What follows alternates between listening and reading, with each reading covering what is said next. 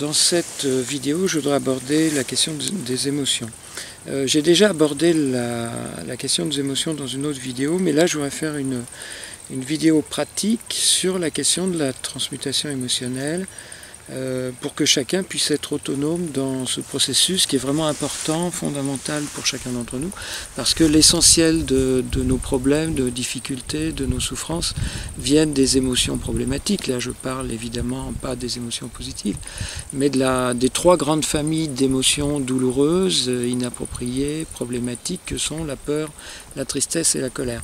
Et il est certain que sous l'empire de la peur, de la tristesse et la colère, nous disons des choses qui ne sont pas justes, nous nous comportons de manière inadéquate dans les relations et nous faisons des choix inappropriés. Donc déjà pour être plus heureux et ensuite pour se comporter de manière plus sage, vraiment la question de la transmutation des émotions est tout à fait fondamentale, essentielle pour chacun d'entre nous. Donc concrètement, comment marche ce que j'appelle la transmutation émotionnelle? Donc la transmutation émotionnelle, je le rappelle, c'est un processus étonnant, quasi magique ou miraculeux, par lequel une émotion douloureuse, une peur, une tristesse, une colère, va se transformer, se transmuter en son opposé positif, en sagesse, en bien-être, en calme, en sérénité et en bien-être au final, et en puissance de vie. Si vous voulez, j'ai découvert ce processus, parce que ce n'est pas une technique, c'est un processus naturel et spontané, en faisant des thérapies, des psychothérapies, pour régler mes propres problèmes émotionnels. Donc j'ai été voir à peu près tout ce qui existait dans le domaine des thérapies, il y a une bonne trentaine d'années, et au final j'ai découvert que parfois mes émotions, mon émotion du moment se transformait, se transmutait miraculeusement en quelques secondes en quelque chose de tout à fait positif et agréable, et en joie, en bien-être, en sérénité. Ce processus spontané existe en chacun d'entre nous, mais nous ignorons qu'il existe, ce qui fait que nous sommes constamment dans une ambivalence par rapport aux émotions, ou bien on se laisse aller à la peur, la tristesse et la colère, et ça nous amène toutes sortes de problèmes, de difficultés, c'est pas la bonne solution, ou bien on se contrôle, on refoule et les émotions reviennent indéfiniment. Et il y a beaucoup de pratiques qui sont fondées ainsi sur le contrôle, et avec l'idée illusoire qu'en se contrôlant et en refoulant, en maîtrisant ces émotions, elles vont finir par disparaître. C'est une illusion pour une raison simple, c'est qu'on ne peut pas tuer une part de soi. Nos émotions douloureuses sont l'expression de notre enfant intérieur blessé. C'est une part de nous-mêmes qui a été blessée, qui a été abîmée, meurtrie par la vie, par des épisodes douloureux et traumatisants de l'enfance pour l'essentiel, ou de la petite enfance. Et ces souffrances seront là éternellement, aussi longtemps qu'elles n'auront pas été guéries, transmutées par le processus naturel de transmutation. Donc c'est illusoire de penser pouvoir s'en débarrasser par le refoulement, par le contrôle, par la maîtrise, même si on parle de gestion des émotions, si ça consiste à les refouler, ça marche apparemment dans un premier temps, mais les émotions reviennent toujours et de manière d'autant plus exacerbée qu'elles ont été refoulées. On connaît tous des gens comme ça qui se contrôlent, puis de temps en temps ça explose. Bon, ils sont dans des systèmes bien pensants, ils contrôlent tout ce qu'ils disent, tout ce qu'ils font, tout ce qu'ils pensent, etc. C'est une espèce de prison intérieure ou de flic intérieur permanent. Et puis de temps en temps ils explosent parce que tout simplement c'est un problème purement technique. Le refoulement ne fonctionne pas, le refoulement ne donne pas de bons résultats. Alors pour comprendre comment fonctionne ce processus magique, mystérieux, qui peut apparaître miraculeux, mais ce n'est pas du tout miraculeux, c'est parfaitement logique, pour comprendre comment fonctionne la transmutation émotionnelle, il faut revenir à l'origine de l'émotion. Les trois grands types d'émotions problématiques, peur, tristesse, colère, existent chez tous les êtres vivants, enfin en tout cas chez les animaux, et sont fondamentalement des mécanismes biologiques, physiologiques, utiles et pertinents pour nous avertir d'un danger. La peur nous avertit d'un danger. La colère nous avertit qu'il va falloir maintenant se défendre et faire montre de force face à un ennemi. Et la tristesse, c'est plus subtil, la tristesse. La tristesse nous renseigne sur quelque chose qui n'est pas juste et qui va à l'encontre de notre sentiment de notre sentiment de bienveillance ou d'empathie, soit envers nous-mêmes, soit envers quelqu'un d'autre. Donc les émotions au départ sont utiles et nécessaires. C'est tellement vrai que des éthologistes ont remarqué que lorsque une antilope est poursuivie par un lion, donc elle a une peur légitime, et si elle en échappe, lorsque le lion est loin et qu'elle est en sécurité, elle va s'immobiliser pendant quelques minutes et vivre son émotion. Vivre son émotion, c'est-à-dire se mettre à trembler et vivre cette peur. Cette peur est un mécanisme physiologique normal, sain et naturel qui nous avertit du danger.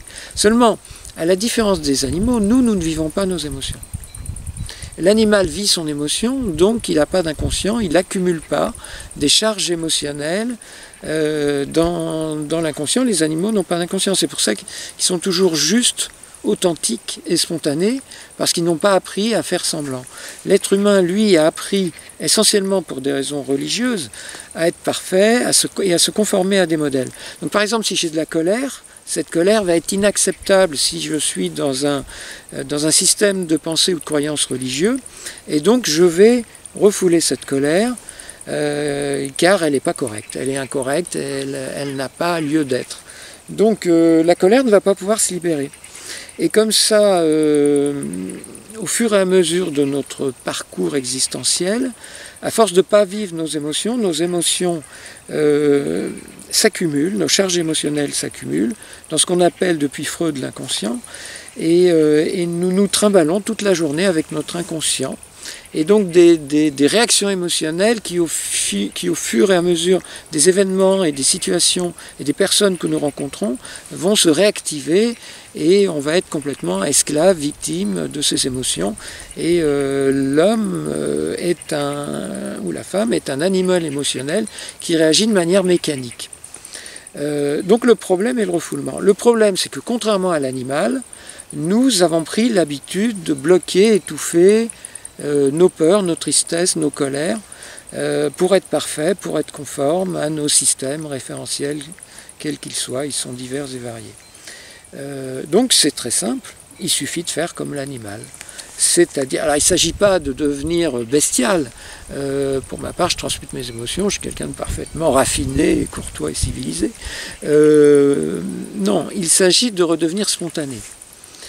C'est-à-dire de prendre des moments dans la solitude, parce qu'il n'est pas question de le faire en public ou en situation, mais quand on est seul, et il y a beaucoup de moments où on se retrouve seul, à commencer, j'en parlais dans la précédente vidéo sur la méditation naturelle, à commencer par le soir et le matin, quand on se réveille avant de s'endormir, et ce sont des moments idéaux pour transmuter ses émotions.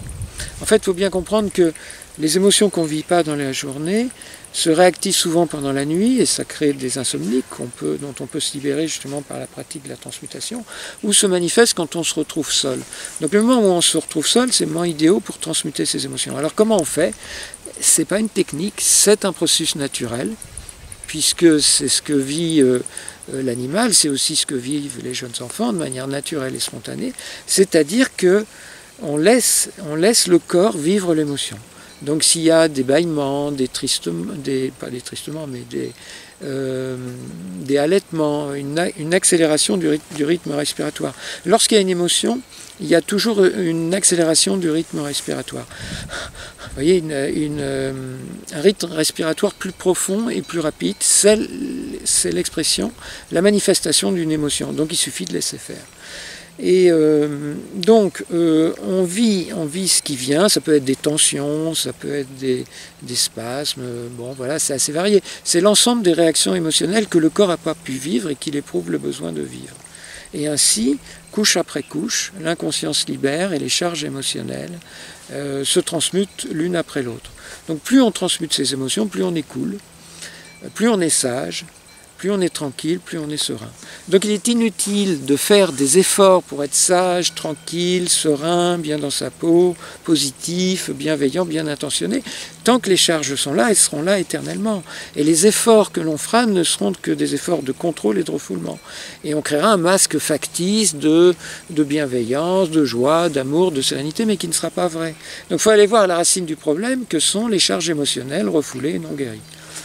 Donc voilà, le principe est simple, j'ai une émotion, je laisse faire, et ça se guérit tout seul. Aussi curieux et invraisemblable que ça puisse paraître, parce qu'on a été conditionné à penser qu'il fallait des méthodes complexes, des méthodes souvent alambiquées, un peu tirées par les cheveux, pour que ça fonctionne, parce qu'on est conditionné à ne pas avoir confiance en nous-mêmes et en notre propre nature. Mais la nature est bien faite, elle nous apporte idéalement ce dont nous avons besoin, et sur la question émotionnelle, les émotions ne demandent qu'à revenir, elles ne demandent qu'à monter.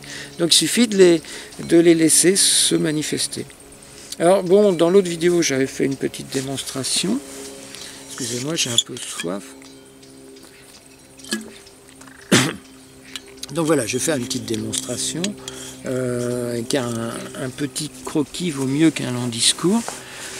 Donc si je me tourne vers mon cœur, vers mon inconscient, qu'est-ce que je sens monter comme émotion?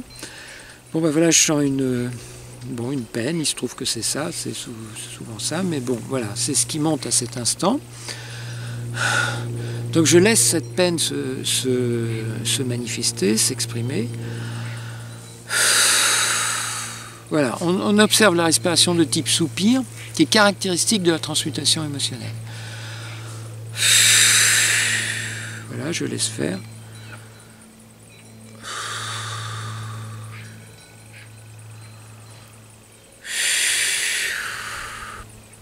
Voilà, et si je laisse faire, en quelques secondes,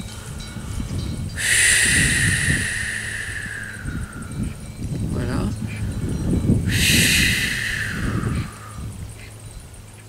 voilà, l'émotion de tristesse se transmute en joie. Et si je vais jusqu'au bout du processus, voilà.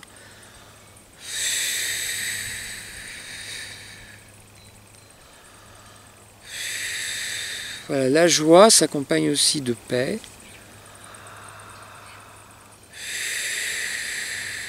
Et de force, de présence, de centrage.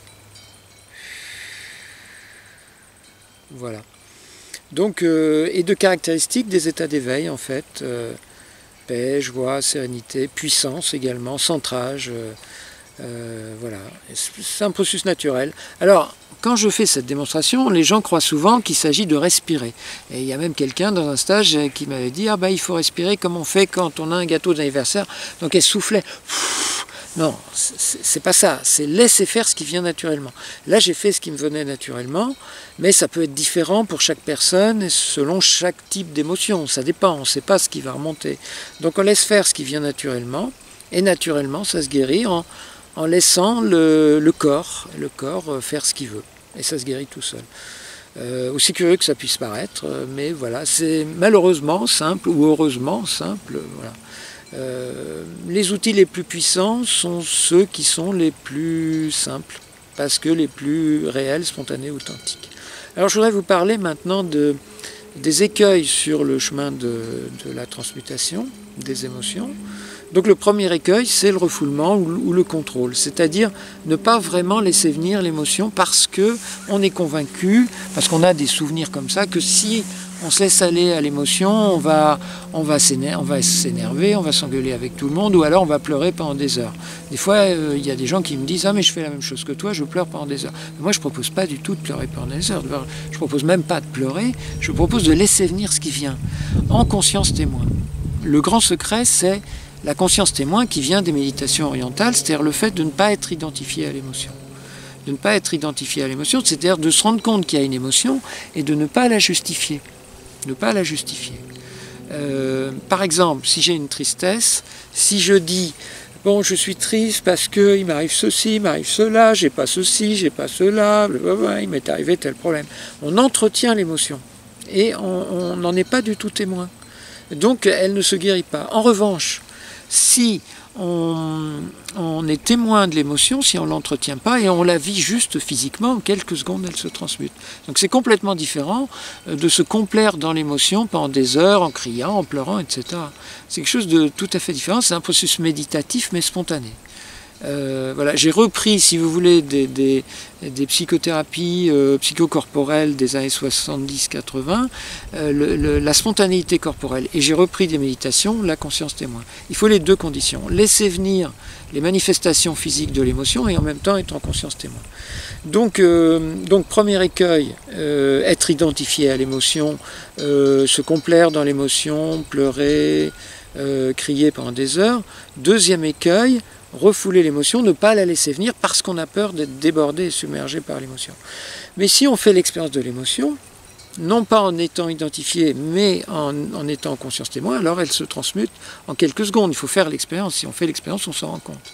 Par contre, si on bloque, on ne la laisse pas venir, à ce moment-là, l'émotion ne va pas pouvoir se transmuter, ou très peu. Plus on la laisse venir, plus elle se transmute. Voilà. Donc, donc le premier écueil, c'est être identifié. Le deuxième écueil, c'est refouler. Il y a un troisième écueil, c'est théâtraliser l'émotion. C'est-à-dire, en fait, la forcer. Parce qu'on veut s'en débarrasser. J'allais dire, on fait semblant de la laisser venir et en fait on veut s'en débarrasser, donc on la force, on se met à exacerber l'émotion, à la théâtraliser, et alors à ce moment-là il n'y a aucune guérison, aucune transmutation, parce qu'on n'est pas spontané, on n'est pas authentique, c'est une forme de contrôle et d'identification. Bon. Enfin le dernier écueil, c'est projeter l'émotion sur le processus même de transmutation. Autrement dit, on a une peur et on a peur de la peur. On a peur de la peur, donc on ne la laisse pas venir. Ou alors on a une colère et on est en colère d'être en colère. Bon, ou alors on est triste d'être triste. Voilà, projeter l'émotion, ou alors on a peur d'être débordé, submergé par l'émotion. Bon, donc en gros, ce qui va permettre la transmutation, c'est se rendre compte, ce que j'appelle la défocalisation du présent, se rendre compte que l'émotion vient du passé, c'est une mémoire qui se libère, et à ce moment-là, on la laisse se libérer en conscience témoin. Et après, c'est ce que j'appelle la gastronomie émotionnelle. C'est super agréable. Donc on laisse faire et on jouit de l'émotion. Et elle cesse d'être douloureuse puisqu'on l'accepte. Ce qui la rendait douloureuse, c'est le fait qu'on ne l'acceptait pas. Donc concrètement, l'inconscient est structuré comme une pile de disques, si vous voulez. Il y a des couches. Donc on transmute une première émotion et après il en reste un certain nombre. Mais on est moins émotionnel. Après, on transmute une deuxième, ça prend un certain temps. Et au final, on est de moins en moins émotionnel. Alors, les bénéfices de la transmutation, c'est que on est plus calme, on est plus heureux, et surtout, on est plus juste. On voit mieux ce qui est sans que l'émotion trompe notre regard, notre vision, nos pensées. On voit les choses de manière neutre, de plus en plus objective et non plus de manière émotionnelle. Donc à tout niveau, c'est bénéfique, au niveau corporel également, puisqu'on se libère petit à petit des tensions dont l'origine est émotionnelle.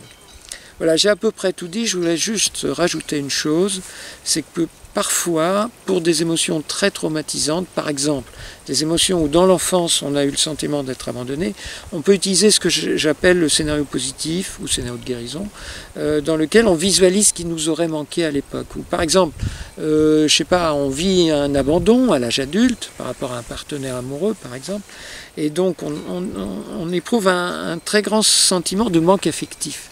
Et à ce moment-là, on peut visualiser qu'on est pris dans les bras par un père ou par une mère, ou par un homme ou une femme imaginaire. Et à ce moment-là, curieusement, ça facilite grandement la transmutation. Pour certains types d'émotions, imaginez qu'on est pris dans les bras par un père ou une mère, la plupart du temps c'est la mère. Et enfin, moi c'est mon cas personnel. Et j'ai eu une grosse souffrance d'abandon dans la petite enfance. Et donc à ce moment-là, lorsque je retrouve cette souffrance d'abandon, j'ai du mal à la transmuter simplement en l'acceptant, en la vivant. Et donc, si j'imagine qu'une mère me prend dans les bras, alors là, c'est beaucoup plus facile de transmuter. Donc j'indique cette méthode du scénario de guérison, qui est, je dirais, un facilitateur de transmutation. Voilà, j'ai dit l'essentiel en souhaitant que cette vidéo vous soit utile. À bientôt pour une prochaine vidéo.